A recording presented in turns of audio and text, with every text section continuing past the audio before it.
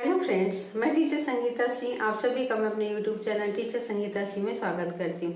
आज की वीडियो में हम समाज से संबंधित कुछ महत्वपूर्ण अभ्यास प्रश्नों को सॉल्व करेंगे जो अधिकतर प्रतियोगी परीक्षाओं में पूछे जाते हैं। तो चलिए शुरू करते हैं आज का वीडियो और ये जानते हैं हमारा पहला प्रश्न क्या है। हमारा पहला प्रश्न है, समास का शाब्दिक अर्थ होता है संक्षेप, विग्रह, विच्छेद, अविस्तार। तो समास का शाब्दिक अर्थ होता है असंक्षेप। यहाँ पे दो या दो से अधिक शब्दों को मिलाकर के एक नया शब्द बनाया जाता है, इसलिए इसे क्या कहा जाता है, संक्षेप या संक्षिप्तीकरण कहा जाता है। आगे देख लेते हैं, दो या दो से अधिक शब्दों से मिलकर के बने हुए नए सार्थक शब्द को क्या कहते हैं, संधि, समास, छंद, अवयव। बहुत ही सरल प्रश्न है यह, जो है वो किसकी परिभाषा है, असमास की परिभाषा है। तो इसलिए इसका जो उत्तर क्या हो जाएगा, असमास हो जाएगा, जहाँ पे दो या दो से अधिक शब्दों को मिलाकर के क्या किया जाता है, एक नया सार्थक शब्द बनाया जाता है, जिसे हम क्या कहते हैं, असमास कहते हैं। जबकि संधि में क्या किया जाता है, वर्णों का क्या किया जाता है, मेल किया जाता है। और समास में किसका मेल किया जाता है, शब्दों का मेल किया जाता है।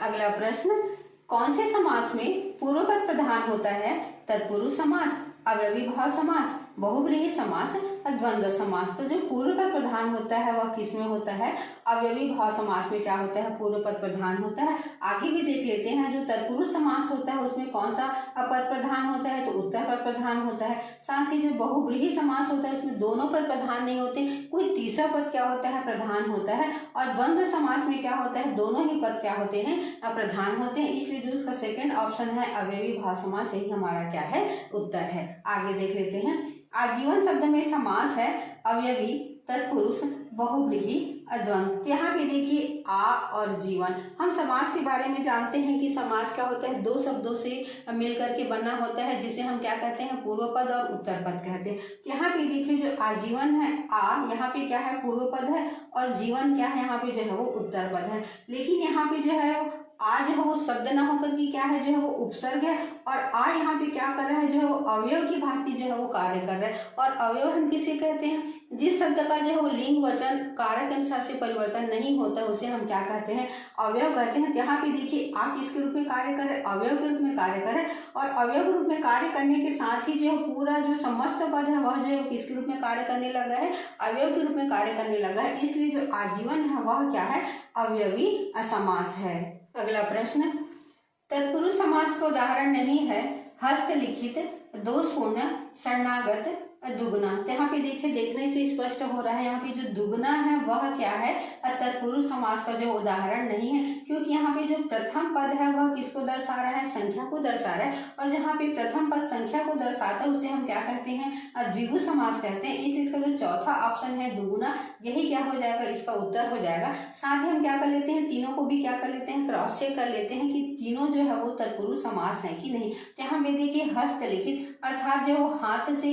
लिखा हुआ, दोषपूर्ण दोष से अपूर्ण, शरणागत शरण को आगत, अर्थात यहाँ पे तीनों क्या है, तत्पुरुष समास है। इसलिए इसका जो चौथा ऑप्शन है दुगुना, यही हमारा क्या हो जाएगा, उत्तर हो जाएगा, जो कि क्या है, तत्पुरुष समास का उदाहरण नहीं है। आगे देख लेते हैं, बहुव्रीहि समास है वीणापाणी, 25, तुलसीकृत, दोषपूर्ण। यहाँ पे देखिए दोषपूर्ण, दोष से पूर्ण, अर्थात यहाँ पे क्या है, तत्पुरुष समास, इसलिए इसका उत्तर हमारे यहाँ नहीं होगा।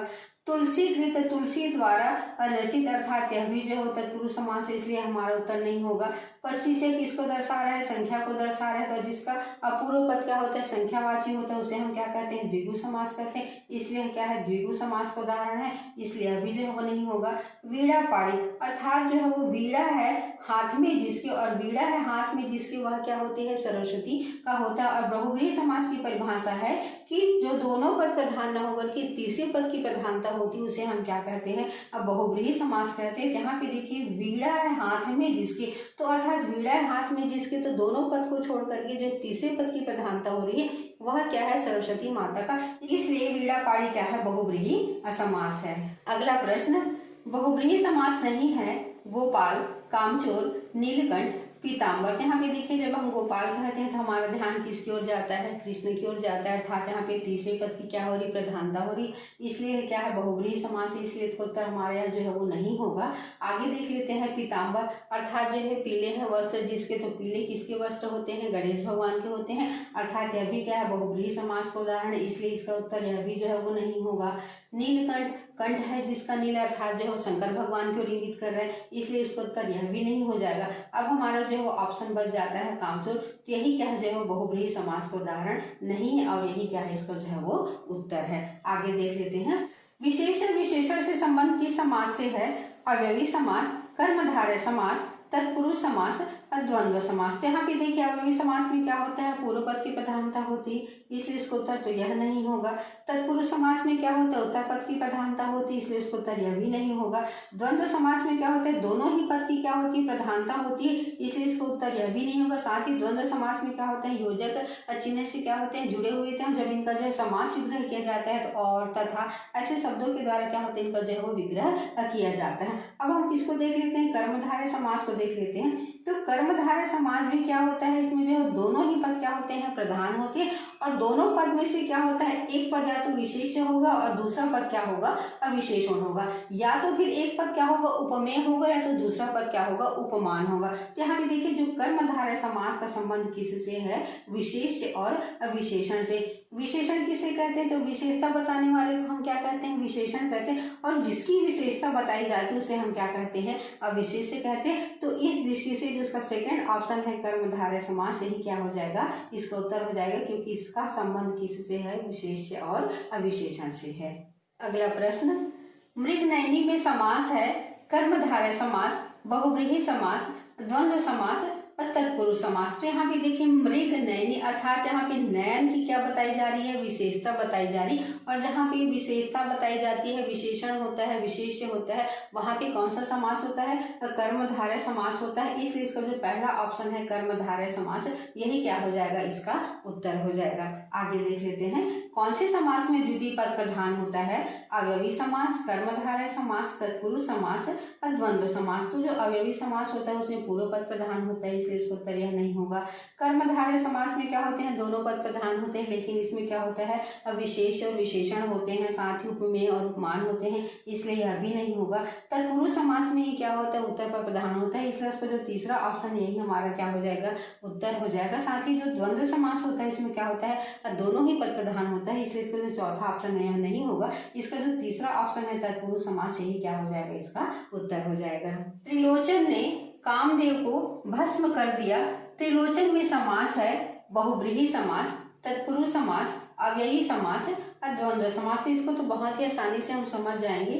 त्रिलोचन अर्थात जिसके क्या है, तीन नेत्र हैं, और तीन नेत्र किसके हैं, शंकर भगवान के, अर्थात यहाँ पे दोनों पद की प्रधानता न होकर के किसी तीसरे पद की प्रधानता हो रही, इसलिए इसमें कौन सा समास हो जाएगा, बहुव्रीहि समास हो जाएगा। आगे देख लेते हैं, दही बड़ा पद का विग्रह होगा, दही में डूबा हुआ बड़ा, दही और बड़ा, दही बड़ा और कोई नहीं। तो दही बड़ा का जो विग्रह होगा वह क्या हो जाएगा, दही में डूबा हुआ बड़ा, और जब दही में डूबा हुआ बड़ा हम बोलेंगे तब यह कौन सा समास हो जाएगा, तत्पुरुष समास हो जाएगा। अगर हम इसको ले लेते दही और बड़ा करके लेते तो यह क्या हो जाता है, जो है वो द्वंद्व समास हो जाता है, लेकिन जो है दही और बड़ा में द्वंद्व समास नहीं होता है, कौन सा समास होता है, तत्पुरुष समास होता है, इसलिए जो है वो दही में डूबा हुआ बड़ा, यही क्या हो जाएगा, इसका विग्रह हो जाएगा। अगला प्रश्न, मृत्यु को उन्मुख समास विग्रह हेतु उपयुक्त समासिक पद है मृत्युन्मुख, मृत्योन्मुख, मृत्युन्मुख, मृतोन्मुख। तो जो मृत्यु को उन्मुख समास विग्रह हेतु जो समासिक पद है वह कौन सा है, मृत्युन्मुख। आगे देख लेते हैं, कन्यादान समस्त पद का उपयुक्त विग्रह है कन्या को दान, कन्या के लिए दान, कन्या का दान, कन्या पर दान। तो ये बहुत ही सरल प्रश्न है, इसका क्या होता है, कन्या का दान होता है। इस शब्द में द्वंद्व समास नहीं है, माता पिता, परम पिता, भला बुरा और दाल रोटी। तो द्वंद्व समास क्या होता है, तो जिसमें दोनों पद प्रधान होते हैं उसे हम क्या कहते हैं, द्वंद्व समास कहते हैं। तो यहाँ पे देखिए माता और पिता दोनों ही पद प्रधान है, इसलिए इसमें जो है वो द्वंद्व समास तो है। भला बुरा इसमें भी क्या है, दोनों ही पद प्रधान है, इसलिए इसमें भी क्या है, जो है द्वंद्व समास है। दाल रोटी भी क्या है, दोनों ही पद प्रधान है, इसलिए जो है इसमें भी क्या है, द्वंद्व समास है। सिर्फ जो है परम पिता इसमें दोनों पद प्रधान नहीं है, इसलिए क्या जो है द्वंद्व समास का उदाहरण नहीं है, इसलिए क्या हो जाएगा, इसका उत्तर हो जाएगा। साथ ही हम क्या कर सकते हैं, इसको जो है दूसरे तरीके से भी क्या कर सकते हैं, पहचान सकते हैं। द्वंद्व समास में क्या होता है, जो है एक पद जो दूसरे पद का क्या होता है, विपरीत होता है। तो यहाँ पे देखिए माता का विलोम क्या होता है पिता, भला का विलोम क्या होता है बुरा, और दाल का विलोम क्या होता है रोटी। तो इस तरीके से भी हम क्या कर सकते हैं, द्वंद्व समास को जो है पहचान सकते हैं विलोम करके। तो अब आगे देख लेते हैं। यथाशक्ति शब्द का समास विग्रह होगा शक्ति के अनुसार, शक्ति और अनुसार, यथाशक्ति अनुसार, यथा और अशक्ति। यहाँ पे देखिए यथाशक्ति, यथा यहाँ पे क्या है अवयव के रूप में है, और जहाँ पे अवयव के रूप में होता है वहाँ पे कौन सा समास होता है, अवयवी समास होता है। और यहाँ पे जो है अवयवी समास का जो यथाशक्ति है उसका जो है विग्रह क्या होगा, शक्ति के अनुसार। इसलिए जो है वो यथाशक्ति का समास विग्रह क्या होगा, शक्ति के अनुसार होगा।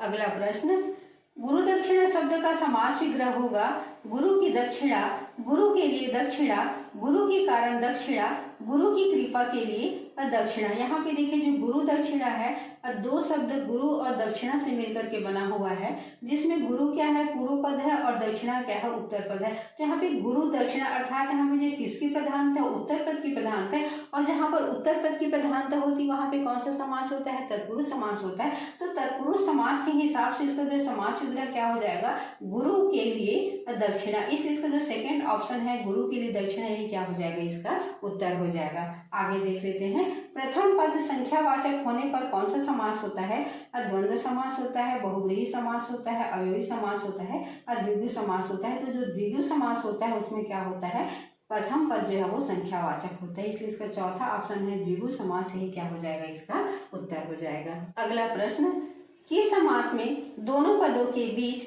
उपमेय उपमान अथवा विशेषण विशेष्य का संबंध होता है?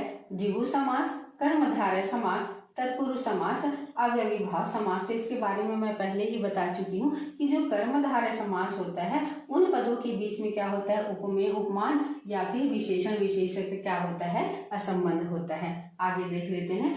5 तंत्रों का समाहार विग्रह का असही समास है पंचतंत्र, पंचिका तंत्र, पंचातंत्र, पंचम तंत्र। तो जो 5 तंत्रों का समाहार है उसका सही समस्त पद या समास है वह क्या है, पंचतंत्र। क्योंकि यह पंचतंत्र क्या है, द्विगु समास है। और द्विगु समास में क्या होता है, जो प्रथम पद होता है, जो पूर्व पद होता है वह क्या होता है, संख्यावाची होता है। साथ ही जो है वो किसको प्रदर्शित करता है, संख्या या समूह को प्रदर्शित करता है, ना कि उसकी किसको प्रदर्शित करता है, अर्थ को प्रदर्शित करता है। इसलिए जो 5 तंत्रों का जो समाहार है उसका सही समास कौन सा है, पंचतंत्र है। तो आज इस तरीके से मेरे द्वारा जो है वो 20 वस्तुनिष्ठ प्रश्नों को सॉल्व कराया गया है।